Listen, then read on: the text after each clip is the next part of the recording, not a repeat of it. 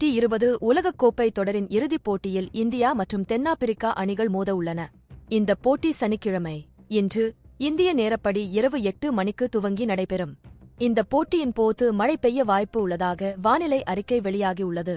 மழை பெய்தால் எப்படி போட்டி நடத்தப்படும், போட்டி கைவிடப்பட்டால் எந்த அணி வெற்றி பெற்றதாக அறிவிக்கப்படும் என்பது குறித்து பார்க்கலாம். இந்தியா தென்னாப்பிரிக்கா மோதும் இந்த இறுதிப் போட்டிக்கு ரிசர்வ் நாள் உள்ளது. எனவே சனிக்கிழமை அன்று போட்டியை நடத்தி முடிக்க முடியாவிட்டால் ஞாயிற்றுக்கிழமை அன்று போட்டி தொடர்ந்து நடத்தப்படும்.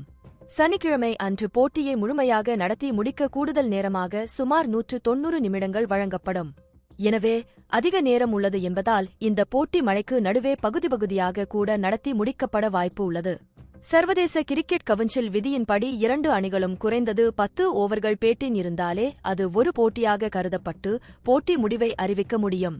அதனால் மழையால் ஓவர்களை குறைத்து போட்டியை நடத்த திட்டமிட்டால் குறைந்தது 2 அணிகளும் 10 ஓவர்கள் பேட்டின் செய்யும் வகையில் போட்டி நடத்தப்பட வேண்டும். இந்த நிலையில் சனிக்கிழமை அன்று போட்டியை நடத்த முடியாமல் போனாலும் அல்லது சனிக்கிழமை அன்று பாதி போட்டி மட்டுமே நடத்தப்பட்டாலோ மீதமுள்ள போட்டி அல்லது முழு போட்டி ஞாயிற்றுக்கிழமை அன்று தொடர்ந்து நடத்தப்படும்.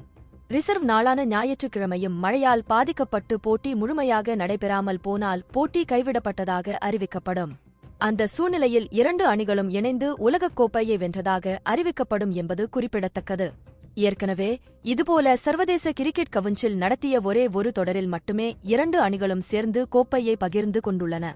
அது 2002ஆம் ஆண்டு நடந்த சாம்பியன்ஸ் டிராபி தொடரில் நடந்தது.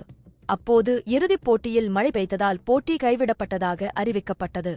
அதனால் இறுதிப் போட்டிக்கு முன்னேறியிருந்த இந்தியா மற்றும் இலங்கை அணிகள் சாம்பியன்ஸ்